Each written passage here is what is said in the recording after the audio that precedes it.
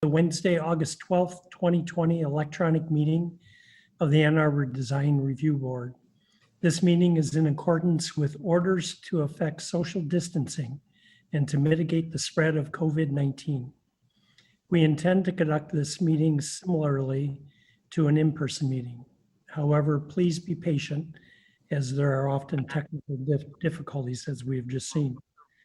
Public comment will be via telephone only.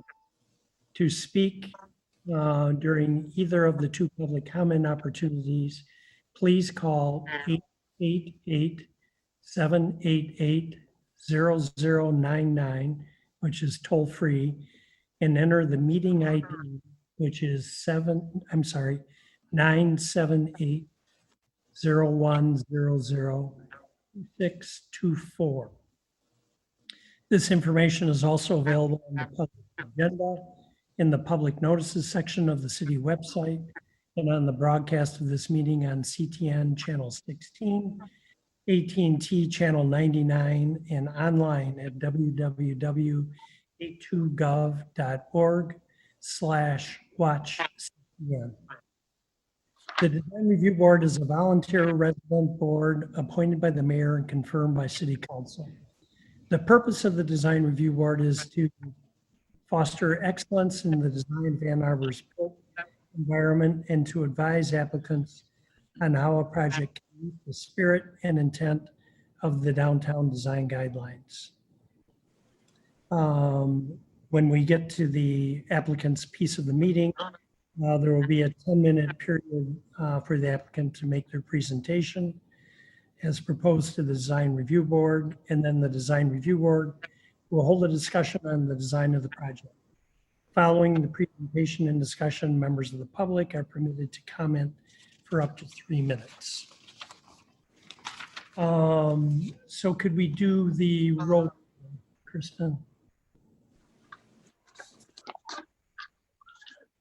Okay. How about Dick Mitchell, Yep. Tamara Burns, Here. William Kimley, Here. Gary Cooper, Here. Lori Singleton, Here. Corey Buckwalter, Here. John Katarski, Here. and Jeff Perkins. Okay. Good, everybody's here, thank you. Has everyone had a chance to review the agenda, and are there any changes anyone would like to see? No. I have a few. I'd like to talk about the sustainability guideline review. We proposed something to Brett and he has responded, so let's talk about that under regular business. Oh, and I had Bill's recusal, but that's been taken care of. With that change, does the agenda look okay to everyone? The only thing that I mentioned earlier is that John and I got left off as attendees at the last meeting. I don't think you were here yet, Dick, so that just needs to be corrected. Okay, so that'll be in the minutes. Okay. Would someone like to move approval of the agenda as amended? So moved. Camera? Lori? All in Second. favor, please say aye. Aye. Aye. Thank you. Anyone opposed? Okay, thank you. Okay, now approval of the minutes. We need to add Jeff and Gary as attendees. Okay, I have one other sure, John. regarding the minutes. It indicates that we recommended potential murals on the east elevation. It's a typo that should read south elevation, I believe. Yeah, good catch. Anything else? So we'll make those 3 changes, adding 2 people in the mural location. Would someone like to move the minutes be approved? So moved. Okay, Gary, in a second. Second. Camera seconds, all in favor, say aye and raise your hand. Aye, Aye. thank you. All right. So this is our first public comment period. There are two public comments periods. This is the one, if anyone from the public would like to comment on items not on our agenda today. This is the opportunities for people to speak for up to 3 minutes. To comment, please call 888-788-0099, which is toll free, and enter the meeting ID. Meeting ID is 978-0100-624. City staff will select callers and have raised their hand one by one using the last 3 digits of their phone number. In order to electronically raise your hand to indicate your desire to speak, please press 9 on your phone. You will hear an automated announcement that the host is allowing you to speak. When speaking, please move to a quiet area and mute any television or background sound so that we may hear you clearly.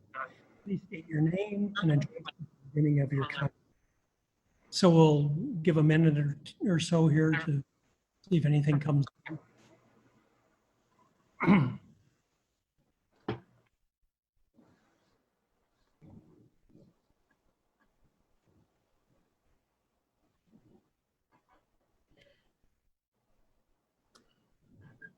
No callers have indicated. Okay, we'll close public commentary, move on to regular business.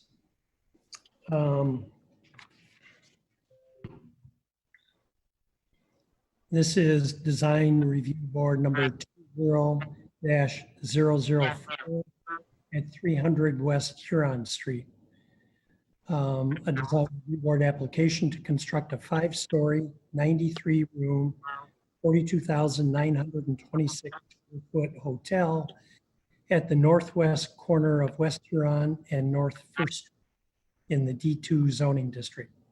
4 parking spaces are proposed on site, with 7 surface spaces proposed and an access easement on the parcel north of the site. The applicant is proposing a LEED Gold project. The project proposes to combine 3 parcels to create the site: 300 West Huron, 308 West Huron, and 111 North First. A one-way drive is proposed on site from North First to West Huron to accommodate deliveries and drop-offs in 4 parking spaces and solid waste pickup. Before we get started, we would have a staff report and then hand it over to the applicant. We have realized today that the application is lacking a few items. The contextual photographs of the area and building section, which we need given limited mobility and ability to visit the site.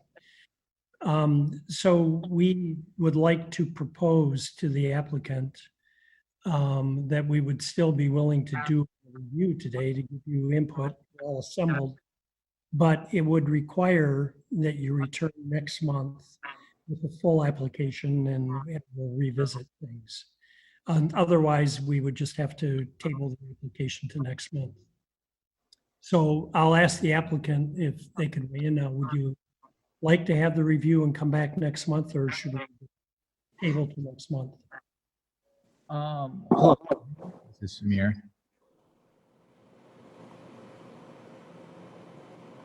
Hello? Richard, yeah, Samir, we can hear you.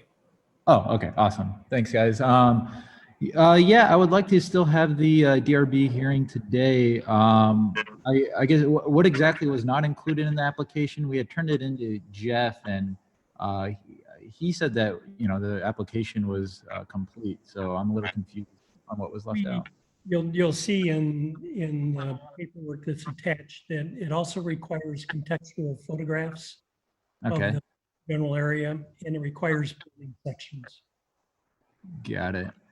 And Yeah. I apologize that we missed that. And it just came up amongst members today, and we would have given you more notice.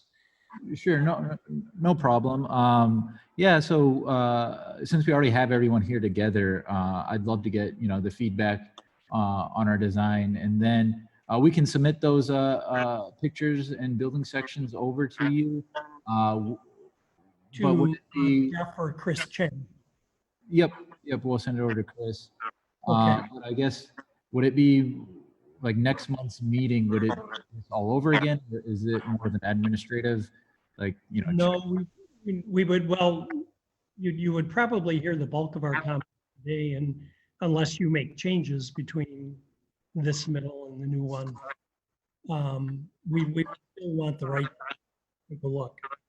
So it would be a full meeting. Got it. I And think you're hearing most of it today, though. got it. Okay. Yeah, no worries. Let's go ahead and present it today, and then we can follow up with any additional information that you guys need. So, Okay. yep. Would you like me to go ahead and get started, or? Usually, this is when I usually put Jeff Kahn on the spot to do a staff report, and I'm really putting Chris on the spot because he's filling in for Jeff. Are you prepared to give a report, Chris, or should we can just launch it? Let's just launch in. The only background information I have is what you've already read regarding the description of the project. So I would say if Samir's got a presentation, let's begin there. Yeah, go ahead, Samir. Sure. So I don't have a presentation, just what we sent in to you guys. But I guess before we dig into the project specifically, I want to give you a little background on Hawkeye Hotels and who we are, just because I think the developer behind the development is just as important. So my name is Samir Patel. I'm a senior development manager at Hawkeye Hotels. We were founded in 1982 by Bob and Angie Patel. They purchased a 18-room motel in Mena, Arkansas. That was their first introduction into the hospitality industry. The hotel was shut down at the time, actually. Bob and Angie renovated it themselves, made it profitable again, and eventually sold it for a slightly larger property. And they kind of continued their expansion throughout the Mississippi Valley. They grew the company throughout the late 80s by a few new construction projects, and then in the early 1990s, they got into the world of franchising and actually became Marriott International's first minority franchisee in North America in 1994. During the Great Recession, Hawkeye was the fastest growing developer within the Marriott system. We built or acquired 15 hotels during that downturn.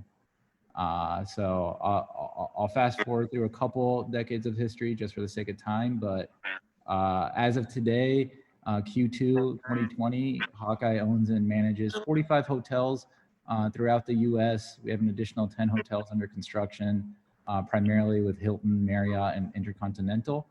One of our most exciting projects, and I would say the most high profile project, is actually this one in downtown Ann Arbor. We've been circling the market for about 5-6 years now, just kind of waiting for the right opportunity to arise.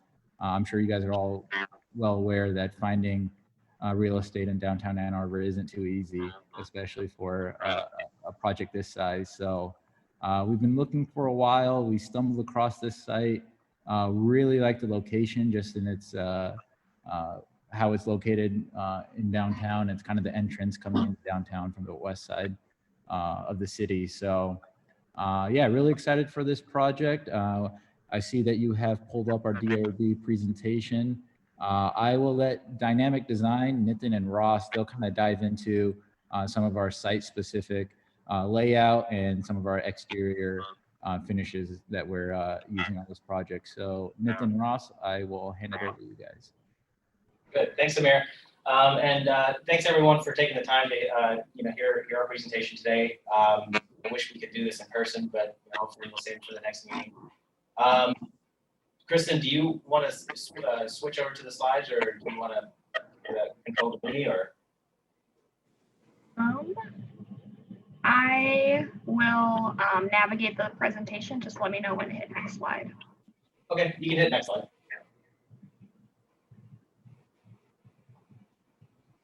Okay.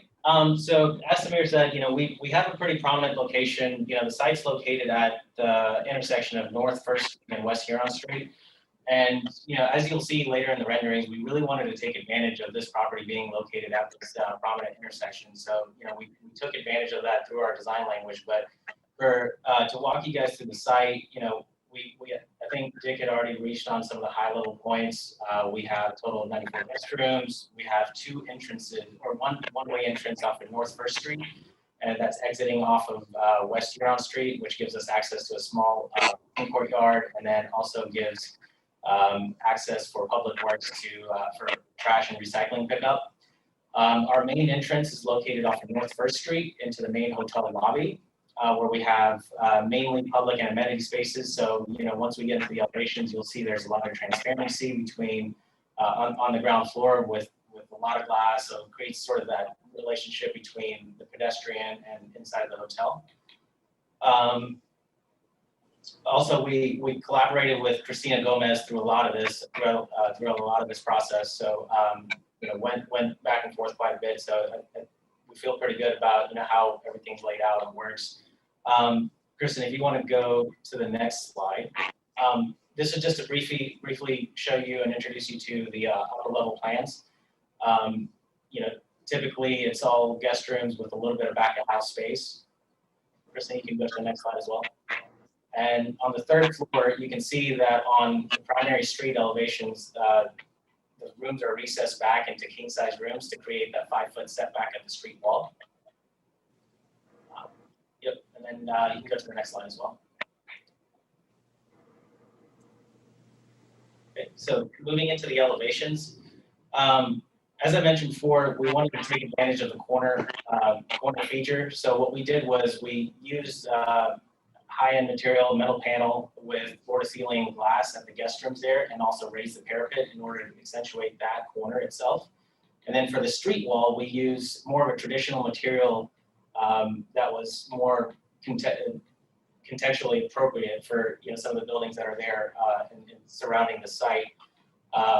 So we used brick as a primary material on the first 2 floors with some wood look accents, and then used a lot of storefront, as I mentioned also before, to create that relationship and create a transparency there.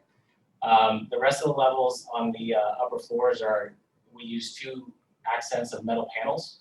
So we're also utilizing the high-end material there as well. Kristen, you can go to the next slide. Sort of the same thing here. We continued the rhythm around the corner on West Huron elevation. The difference here is, as you can see, we have a pretty big grade change here. So that's kind of the main driving factor on this elevation. Next slide.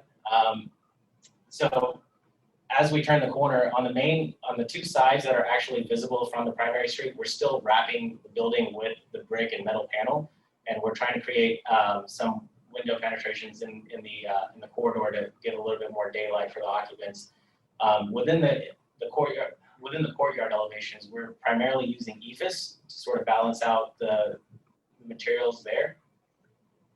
And then if you go to the next slide, you can see we created the same thing, but we were able to get a little bit more window penetrations on that side elevation because of the separation from the property line. So next slide. This is a street view rendering to show, a little perspective of what the ground floor would feel like from a pedestrian point of view. You can see there's a lot of opportunity for activity within, and creating a relationship between indoor and outdoor. And then if you go to the next slide, you can see it a little bit more holistically with the street wall and the wood look accents for, that creates a little bit of warmth for the pedestrians.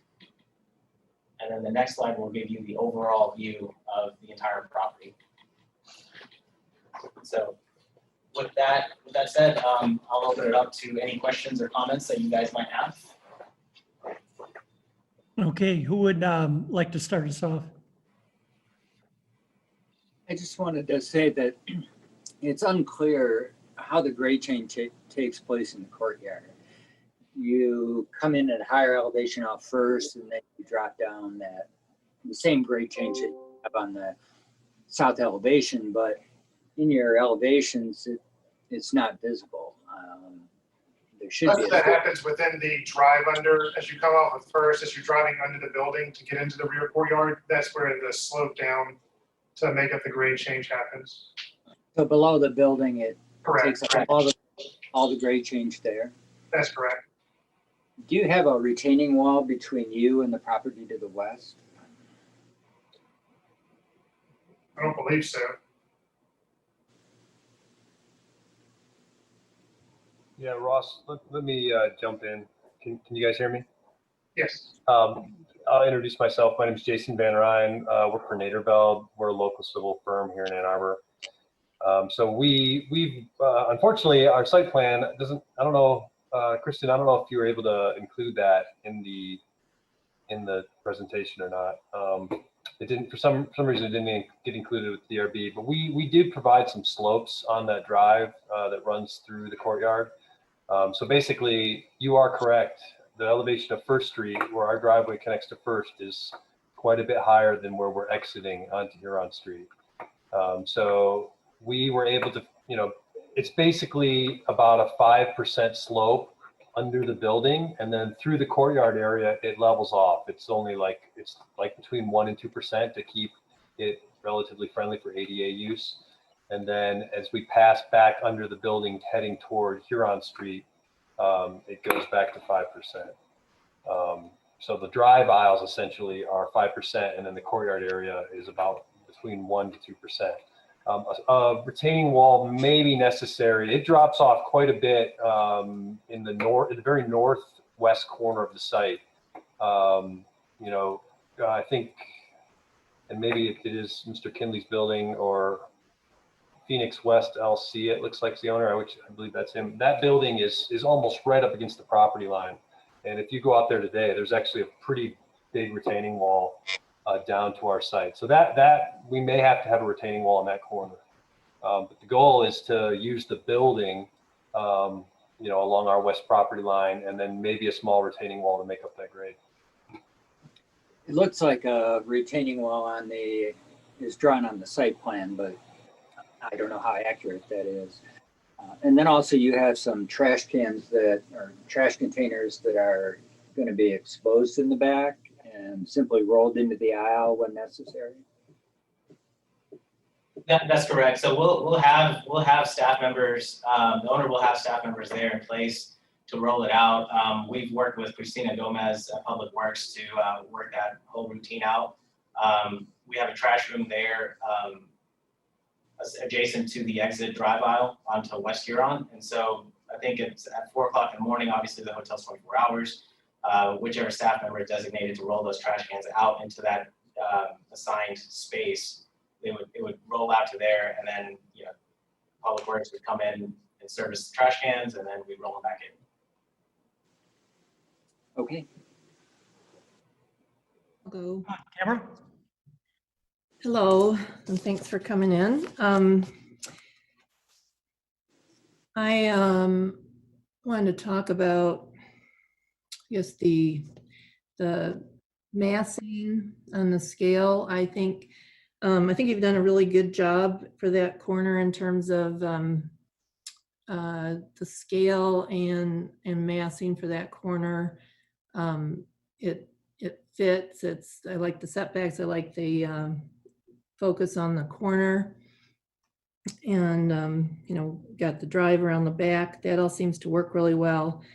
I think the reason we really wanted to see these contextual pictures as part of your presentation, and why it's a requirement, is that we always want to see how you look at the context around these buildings and how you're getting cues from that. And I feel like with the materials that you've used, that's where I think the building could use some work. It doesn't, to me, feel like a good gateway. It's basically a gateway to the city. It's also a gateway to the west side. And so I'm just not sure how you're picking up on the materials in that area. There's a lot of brick, and you have picked up on that. I'm not sure about the cementitious wood, and what is that painted? Is that color? what is that and why is it? It's not painted, and we spoke with Frank about that, and or sorry, Jeffrey about that, and it was to create an accent with within the primary use of brick. So it was just to create a little bit of relief on the ground floor to create a little bit more warmth. But it's more like a Nietzsche hot panel.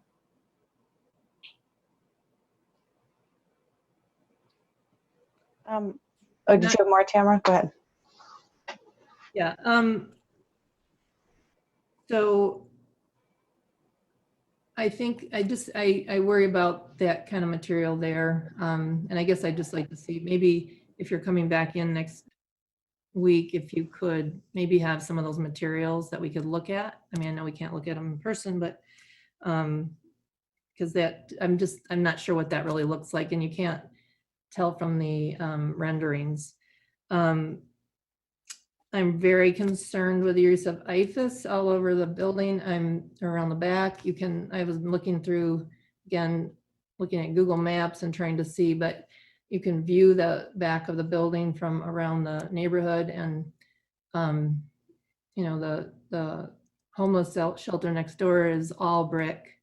And I guess I'm not sure why that your materials couldn't be brought around the entire building and not sort of stop short of the rear.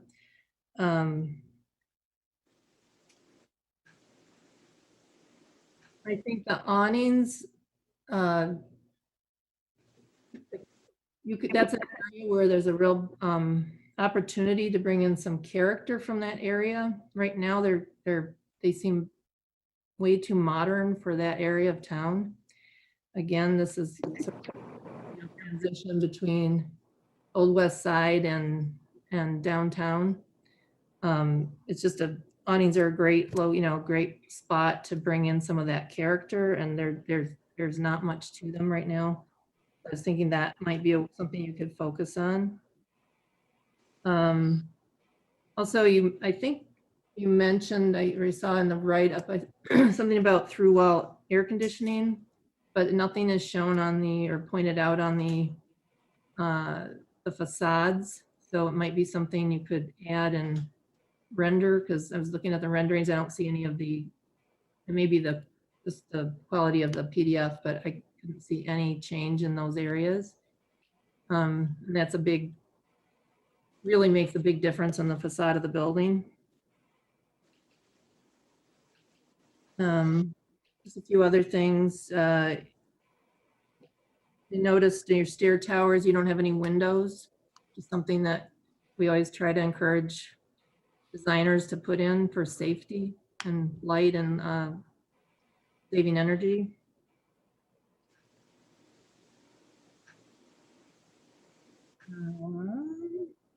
I think just in summary, I think that the scale and massing is very nice and very appropriate.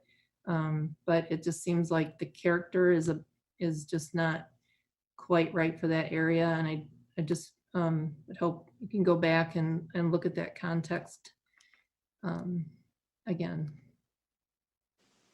Thanks, Lori. I think I saw your hand.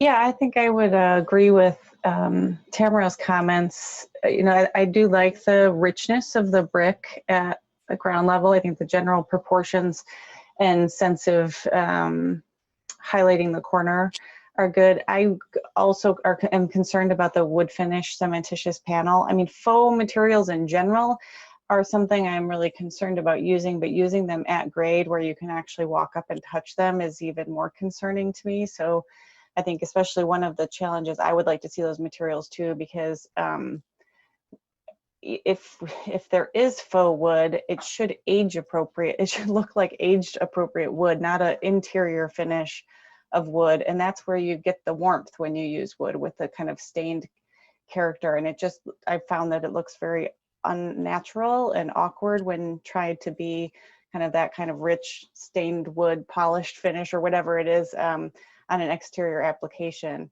I think also because it's being used in a way that you wouldn't normally use wood in framing a window that's of a more sturdy material, I think it also feels sort of awkward. So I'm wondering if there isn't another way to use even cementitious panel to get that warmth without it trying to be a material that it is not. That would be, I guess, my first inclination. I think proportionately it works. I think that's the other challenge I see is the linear strips as wood feel very unnatural. It doesn't seem like a way that wood would behave, especially if it's horizontally articulated. So I just would urge you to rethink the finish of that material, even if it's cementitious panel, what could it be to get the same effect? I would say that I think there's a lot going on the building facade. I think in the elevation, it's probably more pronounced than it would be in real life based on kind of the seaming of the materials that would be more subtle. But I do feel like it gets a bit intense, especially at the corner where you have several different, kind of window arrangements, the vertical striations in the facade, which are much different than the kind of punched squared windows across the rest of the elevation. And I feel like it could use some simplification, even potentially just a simpler way to handle that striated linear horizontal band, the blue, gray accent piece. I think, I really think that that's an aesthetic that has sort of seen its time in the early 2000s. And I feel like it's going to feel dated pretty soon once this gets built. So even something simpler might have color, might have some accent in its texture, but I think that kind of linear alternating staggered bands is something that maybe we could try to come up with something that's that's different from that and maybe isn't as visually distracting, but that also celebrates and highlights that corner. I think if you look at the image, that's like the corner view, I think at the, it's slide 10 in your presentation, you can kind of see where there's a lot of different alignments coming in with the folded metal panel at the entrances, the corner articulation and the windows. There's just a lot of lines, a lot of things that aren't aligning with each other that just make it feel a little bit messy for that really kind of important moment along the street. So I know if we're not all looking at this at the same thing, but I think there just needs to be a bit more study and refinement and simplification of how all of that comes together. The windows feel well scaled. They feel like they're in the right place. I think it's maybe just where we draw the lines for where the metal panel starts and where the windows stop. And I think that's it for me. Oh, I have a clarification question. You're calling it a courtyard. That's just the at-grade parking and service functions that are behind the building, right? It's not, there's nothing on top of that parking layer that's enclosed. Okay. That's correct. Thank you. Okay, thanks, Lori. Gary? I just wanted to ask about the streetscape. Along First Street, there's a very wide curb cut for the current use, and it appears to be still intact, although I think the intention is to create a drop-off. Has that been run by traffic, and will it be modified to be a drop-off? And then on the site plan I'm looking at right now, I can see some planters that maybe are an extension of the Huron Street streetscape that may come down there. So looks like there would be 2 openings, maybe 3 street trees on the Huron Street side. I don't see any trees or landscape on the other 2 sides, and no landscape between the building and the sidewalk. Can you just kind of describe what your thoughts are? Yeah, Gary, I can hop in here. This is Brandon Cheney with Naderveld.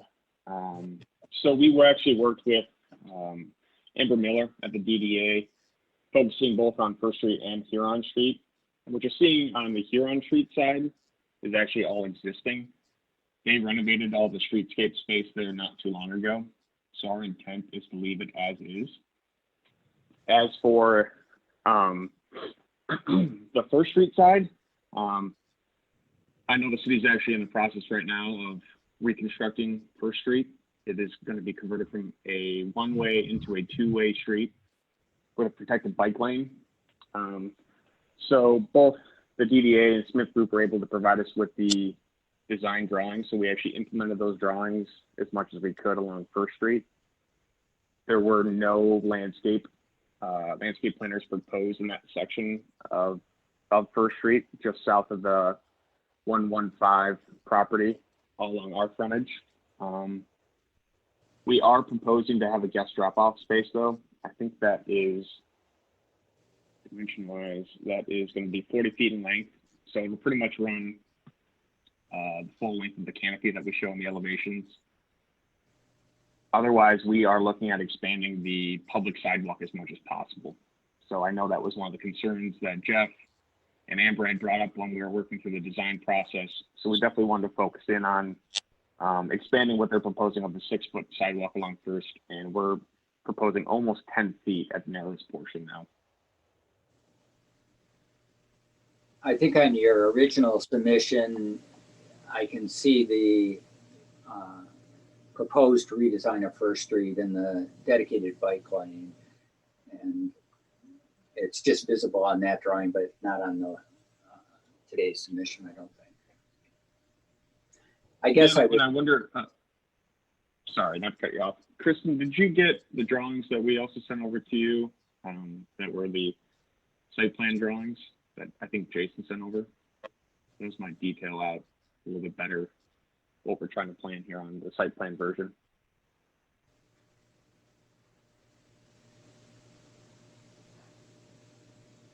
You're muted, Kristen.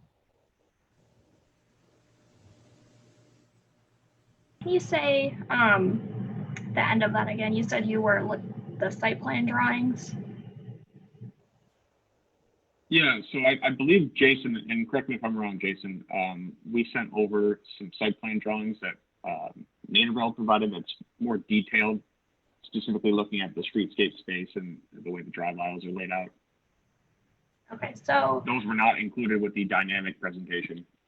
Okay, so in the agenda, there is the original submittal package that's about 20-ish pages. And then last week, I believe, some more materials were sent over to Jeff. And those are also included in the agenda. I'm not aware of any other. Okay. No, you're good. A part of that original submission that I think it was 20-something pages. The two site plan pages, I think they are, I can look at the exact page numbers too. They are page 9 and 10. Mm-hmm. Those would be the ones I'm referring to, Gary. They go in a little more detail. So that's our most up-to-date plan when it comes to site plan. Yeah, I see a sheet C205 and. Yep. And then C206 will be more specifically for access management practices. So we're showing the alignments for garbage truck turn movements through the lanes, as well as having we worked through with the fire department. There were a number of different things that we had to meet for the fire department. So you'll see those on C206 as well. But I don't think we're opposed to providing some green space. We were just directed to provide as large of a pedestrian area as we could, I think. So I think there is some space for planters or, some kind of a raised bed or something, I feel like. I think on First Street, north of the drop-off, there's a significant area that could have street trees at grade and planters, could have some ground plantings, at least something to consider. I'm speaking for the team, but I don't believe that's an issue at all. I think we're not opposed to that. We can probably provide that for the next month's meeting.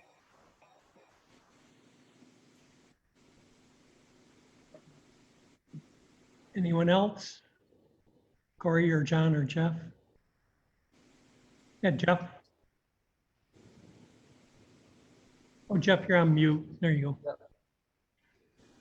I want to support Lori's comment, and I think somebody else, maybe Tamara, commented about the faux wood. I'm against that as a material, and I would be against wood being used even if it were the real thing, because bringing it right down to grade, especially along along the sidewalk there will be impossible to maintain. It won't, it's an inappropriate material for this downtown site, and I'm definitely against any kind of faux material being introduced.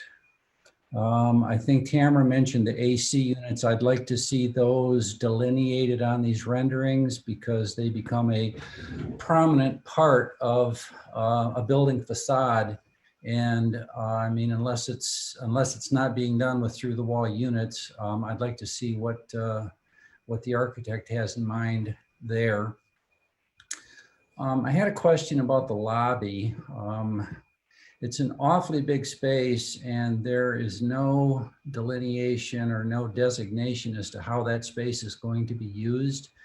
You know, where's the on-site manager's office going to be? Is there going to be any kind of kitchen or kitchenette facility? It's definitely a lobby too big for 90 some rooms. So I'd like to see some articulation of how that space is going to be used. Where's the sign-in desk going to be, lounge areas, etc. And along those lines, I mean, if that space is really just going to be lobby and not dining or that sort of thing, I'd like to see the corner opened up a little bit more.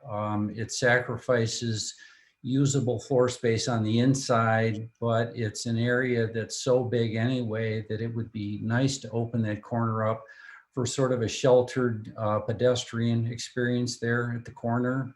People are going to be coming out, checking out, and you know, waiting for Uber or waiting for their ride or whatever. It'd be nice to have some kind of a sheltered space for them, maybe even some kind of benches, that sort of thing.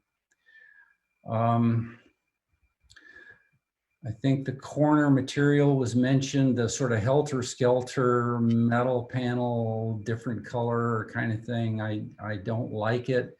I'm even having a hard time reading the word Fairfield at the top of what's here just in the rendering, and people are going to have to find this building. So I'd like to see something maybe a little bit more kind of in keeping with kind of a downtown type material.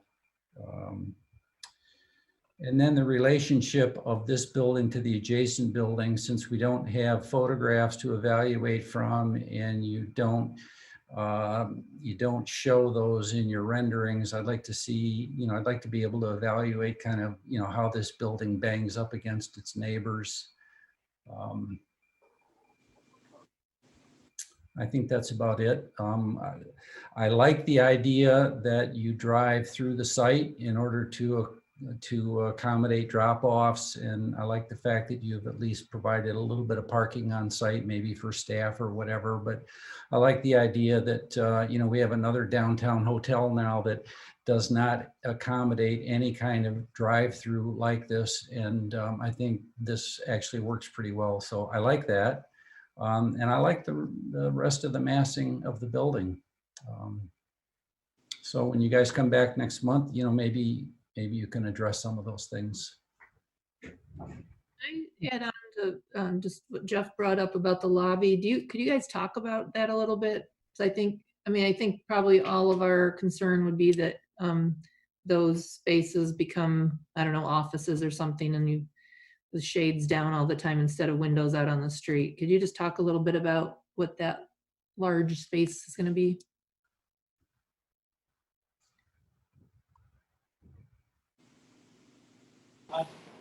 So the ground floor space, and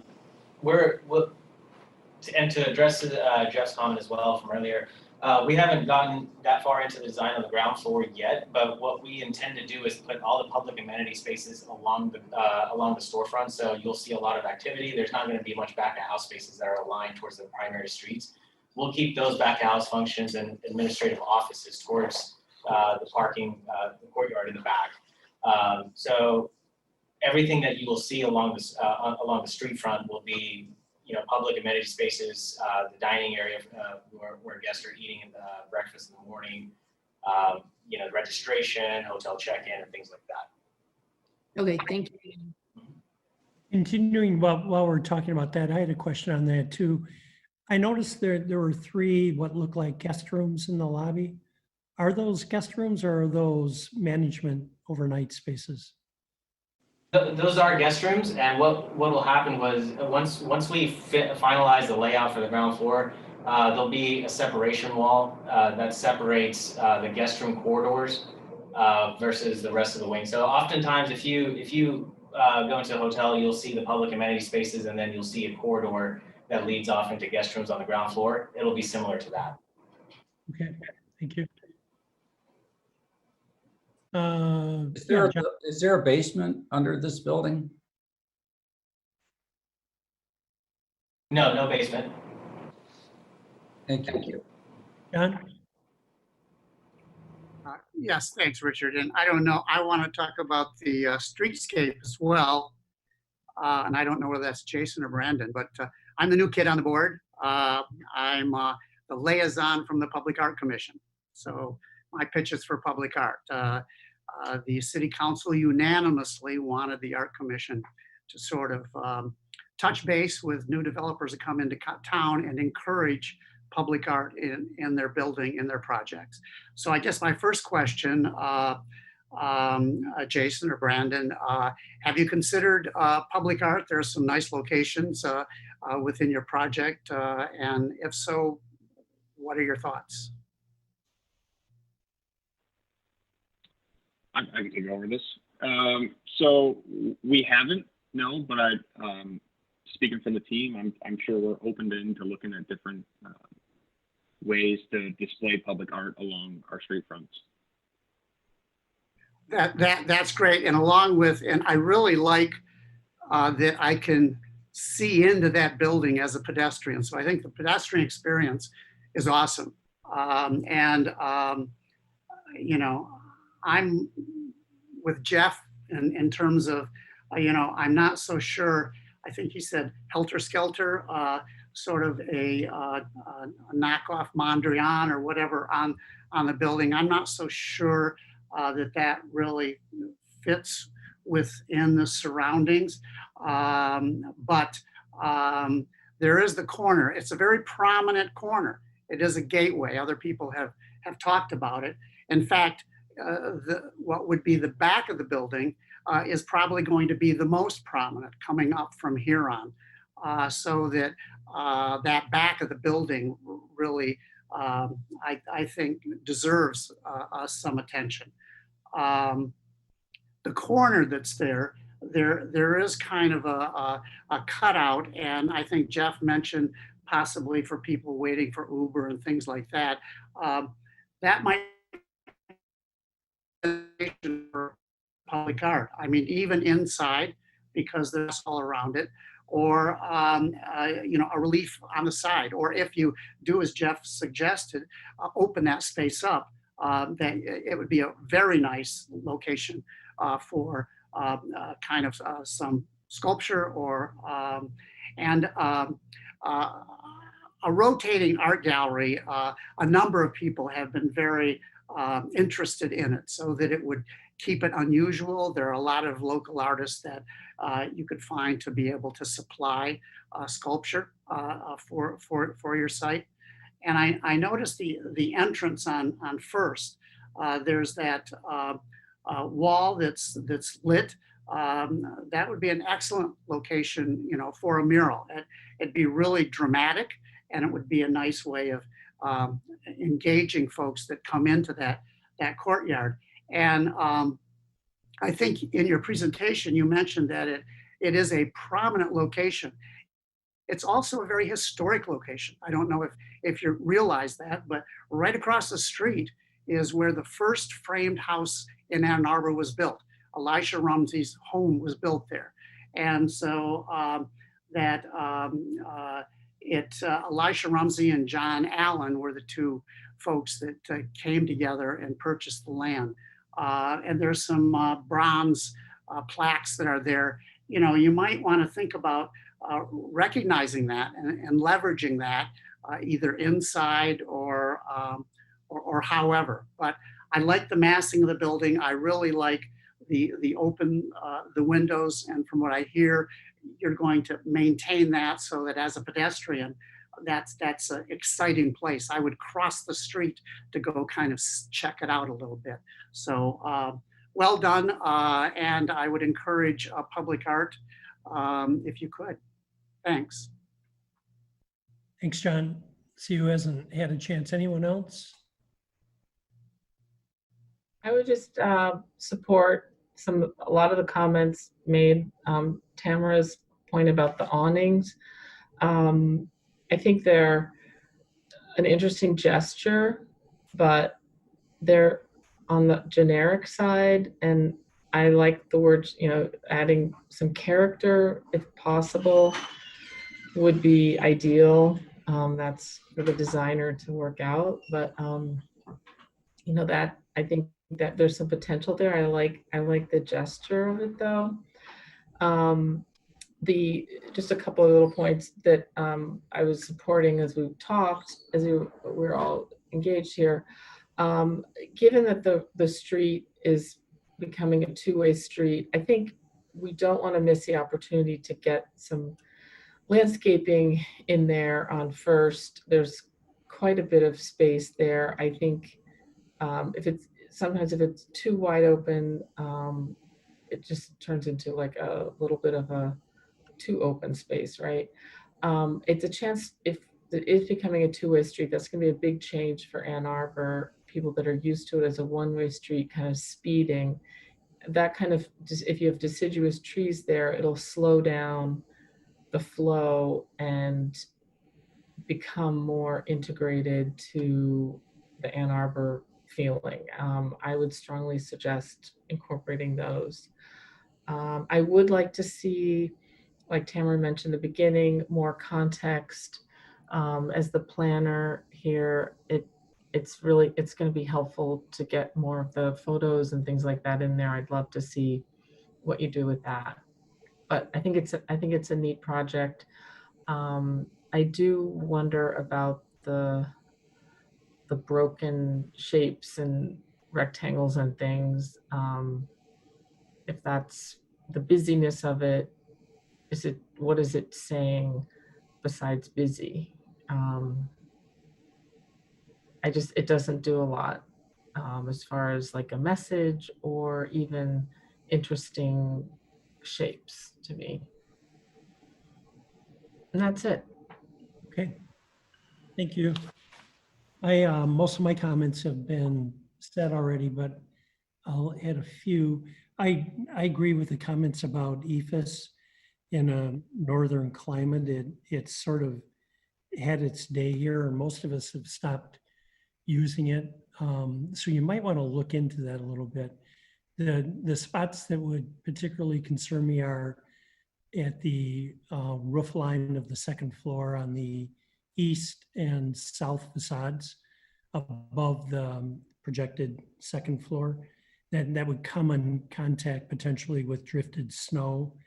We get a lot of that, and I know Dynamic is based in Atlanta, so we have to think about snow and durability here. And EFS has been problematic, and so too has cement board, if there are any places where that would come in contact with moisture. It just doesn't have the longevity that you might hope for. So I give that some thought. I also agree that the multicolored panels in the tower are too busy and a little confusing. And Jeff touched on this a bit. I think Kristen, is there any chance you could pull up one of the renderings?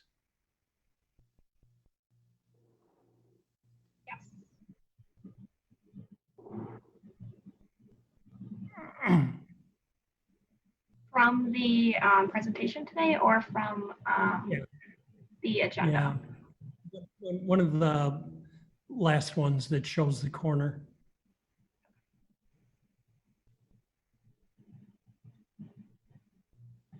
The very last one, number 12, maybe?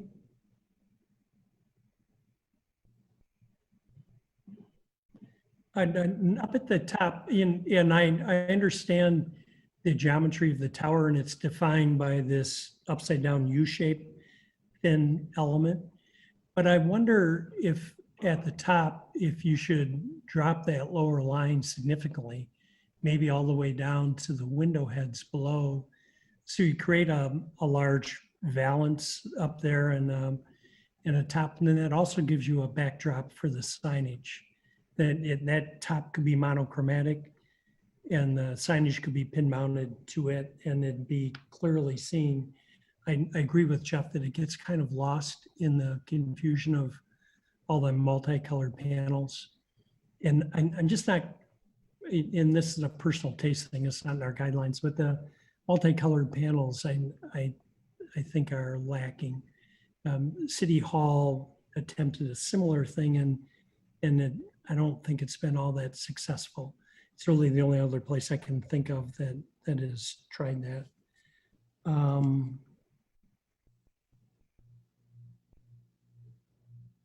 Let's see.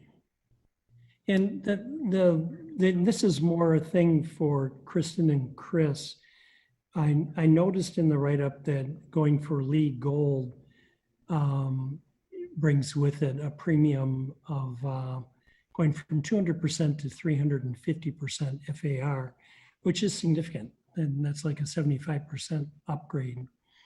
And as all of us know, when you're going for LEED, you don't know if you've attained it until after the building is built and USGB does their inspection and makes the award. So I don't know where that leaves the city if you don't attain LEED certification and the building was enlarged significantly based on that assumption. And I bring that up in this one because I think LEED Gold is a pretty high bar for a boutique hotel like this. There are going to be 93 unit ventilators that are controlled by guests. And there's a large laundry facility. There's no sign of solar, which I saw in Jeff. Richard, this is Ross with Dynamic. We've actually met with and have a Sustain Green consultant on board and have gone through and identified our path to getting the LEED Gold. So we're confident that we're going to have 5 or 6 points above the threshold needed to get LEED Gold that we are targeting, so that even if some don't come to fruition down the road, as we get through the project, if, you know, for whatever reason, the contractor is unable to dispose of waste and gain that point, then we've got extra points to give. So we'll cross that threshold for LEED Gold. Does it include solar?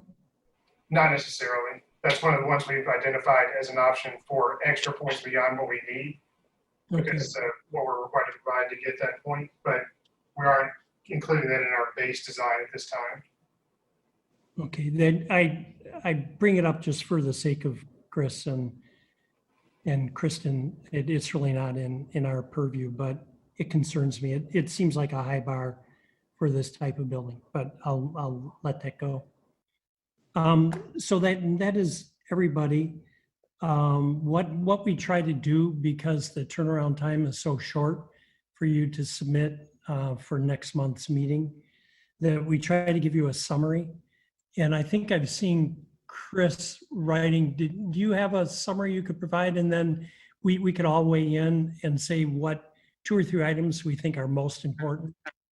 Yep, I've been taking notes. So is this customary then? You want to get some feedback on what the issues there that were brought up? Because I was also gonna write them up also, but we can go over some of those issues. So.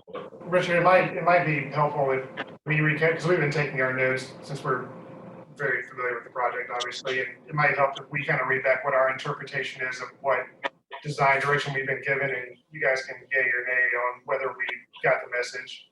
Is that okay? Or would you rather Chris go through his? Yeah, I'm willing to do that. Okay. We'll add there's something that. So these are the main items that I've noted, that the general massing of the building is good, but then we should revisit a few things in terms of color and material selection.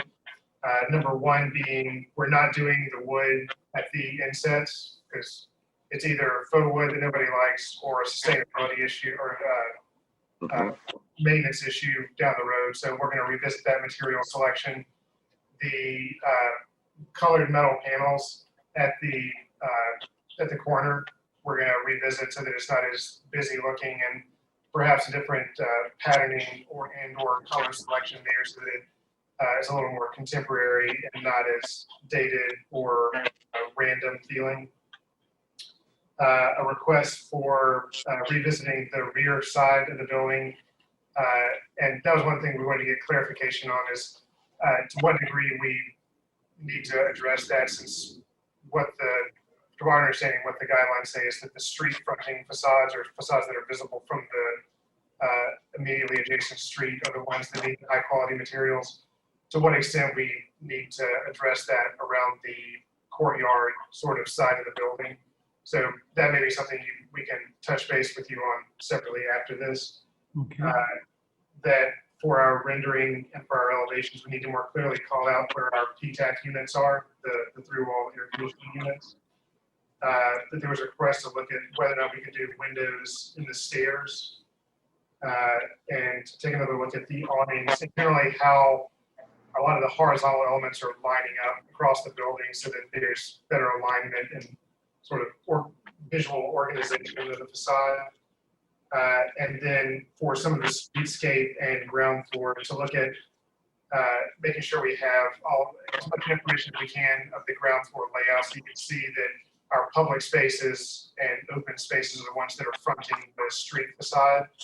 And then we look at doing some planting along First Street so that we have probably north of the drop off, either a planting bed, raised planter, or a well of some kind. And then last, that we take into consideration some way of trying to incorporate public art, whether it's at the ground level or on the courtyard side on the large exposed facade there, a way of engaging the context more by incorporating some public art or other contextually appropriate treatment. That was what we had as our main takeaways. I don't know, did I miss anyone's big ticket items? I would also add, maybe it was mentioned and it went right over my head. Take a look at the awnings. EFIS doesn't sound like, because of the northern climate, it's something that's going to be supported.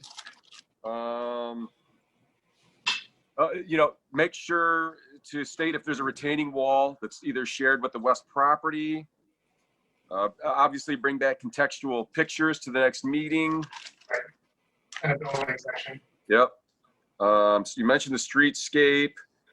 Possibly, I believe Mr. Perkins had brought up possibly a sheltered space maybe at the corner or something, depending on how the lobby's laid out, to possibly have like a pickup area or maybe a park bench or something there. Right, that would be part of our looking at the ground floor layout and all the extra spaces, see if we can carve some space at that corner to make it a little more open up. But I think everything else was mentioned, but if not, by all means, it's a good time to discuss if there's more information that you want flushed out. Tamara? You just had asked for some more clarification on the rear. The materials are certainly more probably important on those two primary facades.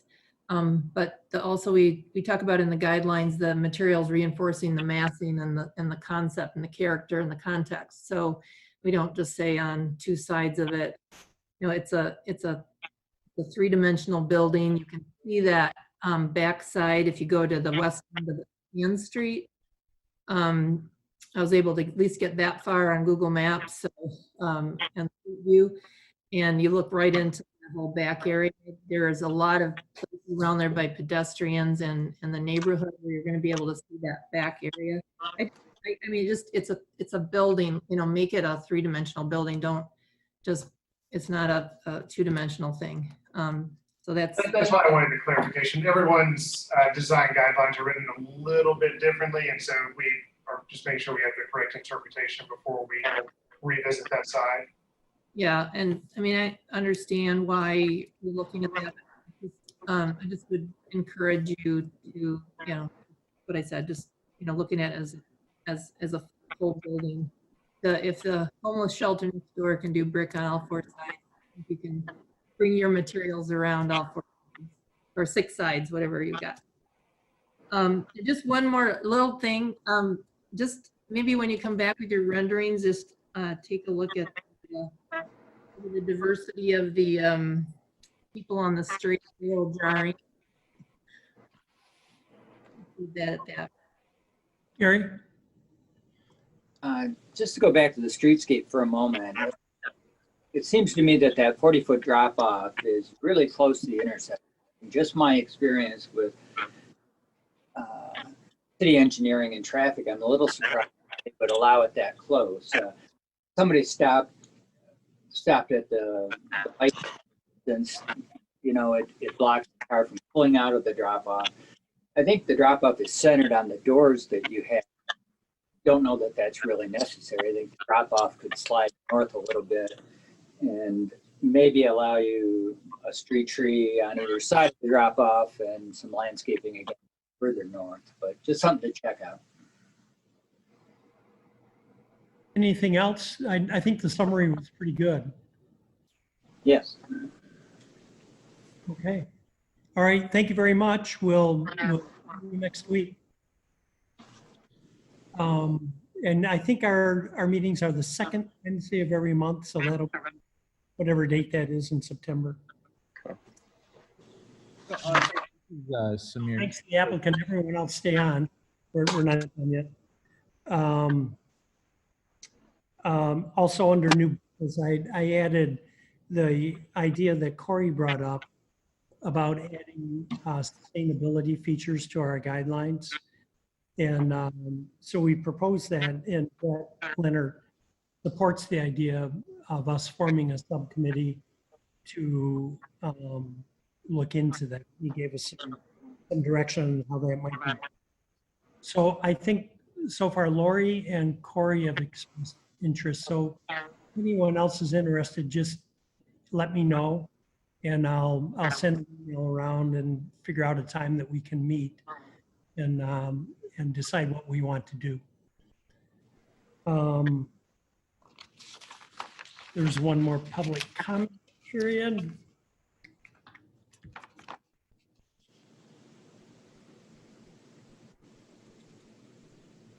This is the opportunity for persons to speak for up to 3 minutes. To comment, please call 887-88-0093 and enter the meeting ID, which is 912-5426-1114. City staff will select callers with their hand one by one using the last 3-digit phone number. In order to electronically raise your hand, to include your desire to speak, please press number 9 on your phone. You will hear an automated announcement that the host is allowing you to speak. So we'll give it a minute.